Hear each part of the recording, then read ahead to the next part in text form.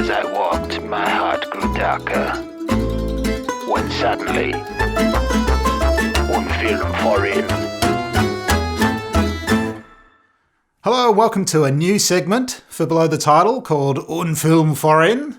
I'm Robert. And I'm Taylor in my auteur black. And we're doing Reconstruction.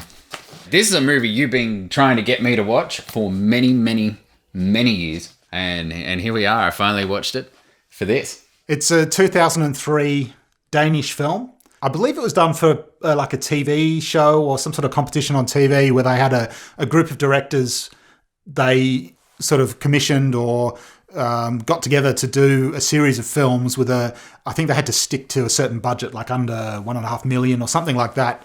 And they could do whatever they wanted, basically. And this was one of those films. It's a foreign film, as far as we're concerned. So it's essentially, it's hard to describe. It is hard to describe. This whole thing's going to be one big spoiler, by the way. Yeah, I think this is just more of a rambling just discussion of the film rather than reviews or anything like that. Well, I can't see half of the people I don't know watching this actually hunting down a copy of it. So around about the time that it came out, I saw it in Melbourne in a film festival, and I think one of the producers came out and did a Q&A, and it was quite fascinating. It was just one of those people who could talk for hours, and it was just fascinating to listen to. And one of the things that stuck with me, he was talking about how a feature film doesn't have to have a really complex story. It can have a simple story, but told in a complex way. I think essentially it's about love and the consequences of love and that kind of thing. And I do have, so there were some quotes from directors and reviewers. Some of his previous films that were sort of short films dealing with the same subject was about a male being obsessed with a beautiful young woman and trapped in his own logic of what love is. So that was what he's described his sort of lead-up short films, that this was in a similar vein to. Other descriptions, a man who forgets his past and must put his faith in love in order to gain a future. That's kind of the theme of how it's described. So, what's the name of the director again? Christoffer Boe. That's it. I watched this going, a lot, but afterwards I thought, is part of the reason why this movie is the way it is because it's that beginning when you start to fall in love and everything else goes out the window, and it's that crazy period where this new person in your life just makes everything else melts away, and you throw it all out, the baby and the bathwater. Basically, Alex is the main male character in it. Yes. He's in a relationship with a woman called Simone. There's also another man called August. He's an author, and he's married to a woman called Amy, who's played by the same actress. Just she has different haircut and more makeup on. So is it? One day, Alex basically cheats on his girlfriend with Amy, and when he does that, his whole world changes. His family and friends don't know him anymore. His apartment disappears. He tries to go into his apartment. It's not even there. And his friends don't know him. Hvad mener du? Altså, skat, han er kommet for at se dig, ikke? Mig? Ja. Jeg kender ham ikke.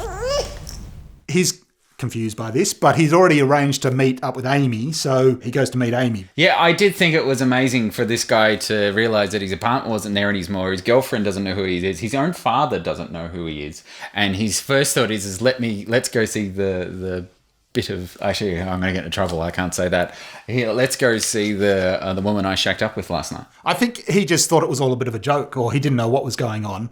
He didn't seem to look into it at all.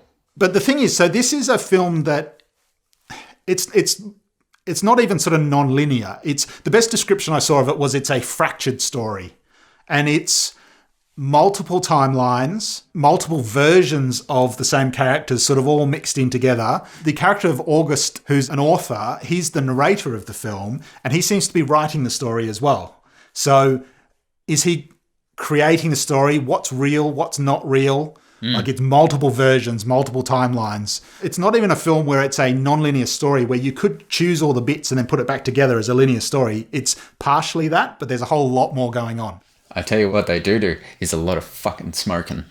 It's European, so... It's European. I counted. There were 13 cigarettes smoked and 3 attempted.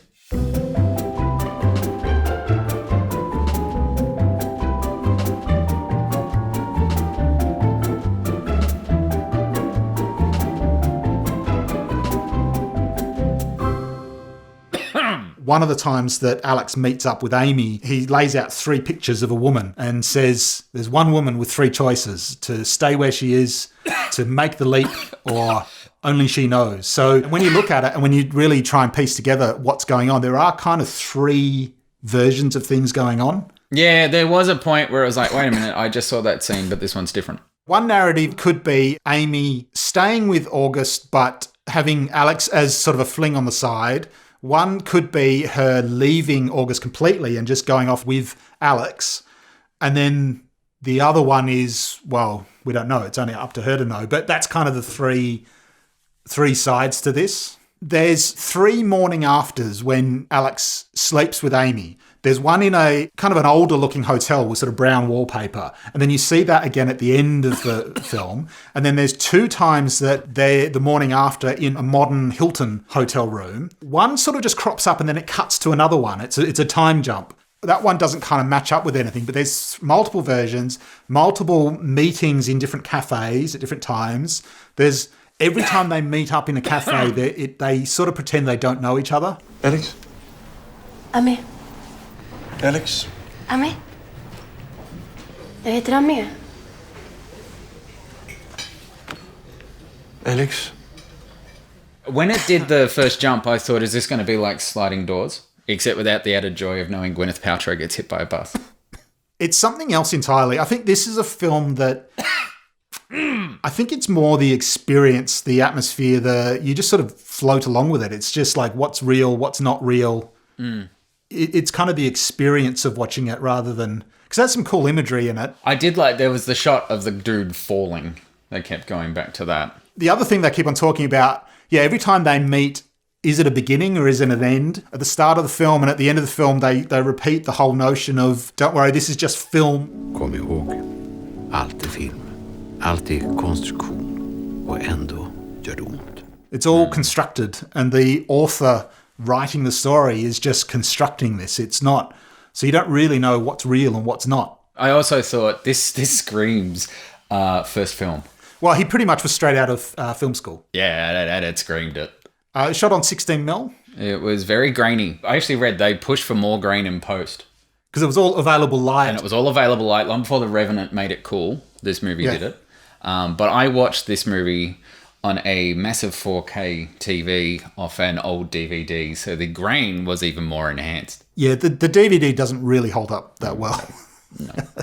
You came to it from a completely different angle. It's a very different film, and if you're expecting a straightforward narrative or even a non-linear narrative, which we kind of got used to as audiences now, that's not an uncommon thing, but how did you react to it? At first I was a bit... Like, I watched it, and then at the end I kind of went, that was a bit, as I said, student filmish. And then the thing is that stuck with me, though, I was still thinking about it the next day. And then I thought, well, there you go. That shows a lot when you watch a flick and then you're still thinking about it afterwards. There's this whole plot of Amy and Alex going off to Rome or Paris. I'm going to Rome. Skal du med? Til Rom? Skal du med? Hvad? Til Rom? Skal du med? Flyet går om lidt. And she keeps on saying, I've got to say goodbye to someone and you should say goodbye as well. And because then he goes to the bar and there's Simone and she comes over and she's all friendly to him as opposed to, who's that fucking stalker who was chasing me down the street earlier today? Hej. Hej, snygg. Du förföljer mig väl inte? Nej, jeg kommer lige for at se dig. Varför? Kom lige for at sige farvel. Farväl. Ska du inte heller säga hej? It's like it's their start of the relationship again, because then once he does that and kind of almost cheats on Amy, not doesn't sleep with her, but almost cheats on Amy again, then things switch back and then Amy doesn't know him. And although there's a bit of a look at the end where it's almost like she does recognize him, but then it goes back to how it went at the beginning. He walks off into the distance, presumably back with Simone, but from the beginning again. Well, that's the thing. At the end, because he doesn't take off with Amy, and he sort of goes back. But then I realised, I thought, this man has no home. He has nothing at this point because it's all disappeared. He doesn't even have his camera anymore because he sold that to get the tickets to Rome. And then there's what the fuck is going on with August in this film? He's an author. Because that's the thing, because they show him scribbling in his book and then stuff changes. And whether it's my sci-fi rattled brain, but I'm sitting there going, oh, okay, so he's controlling reality somehow. Yeah, I mean, one other reviewer I saw referred to it as like a psychological literary drama. It's all, it's not really sci-fi as such. No, but I was just sort of like trying to find these easier answers. Because he actually manipulates Amy quite a bit. Vill inte du resa? Vi hinner ju inte vara för oss själva. Vi hinner ju aldrig prata med varandra. Menar du det? Jag menar det. Right towards the end, when Alex is trying to make a decision whether he should keep it going with Amy, there's all the talk of, can their love survive? Or is he losing Amy, the last one, the last Amy? Han håller på att mista mig. Det sista han har. And then she follows him in parallel. I don't know if that's a suggestion. If I'm looking into it too much, is it parallel universes? And then she follows him, but then all of a sudden she disappears and the last Amy is gone. We presume he's back with Simone because he hooked up with her at the bar again. It's definitely not straightforward. No. It's not even non-linear. No. In a straightforward kind of non-linear way. I think it's more the experience. And sometimes things will make sense or you can interpret it in many different ways. Everyone has their theories. It's un film for en. It's not for everyone, but I think it is an interesting film. Well, put it this way, I mean, why I may not have loved it. It was never boring and it never dragged. Yeah, you got to think about it a bit, or it causes you to go, okay, okay, yeah. If you're into foreign art house cinema, by all means, this is one for you. Although we just spoiled the shit out of it, but I don't think that would matter because you'd be sitting there going.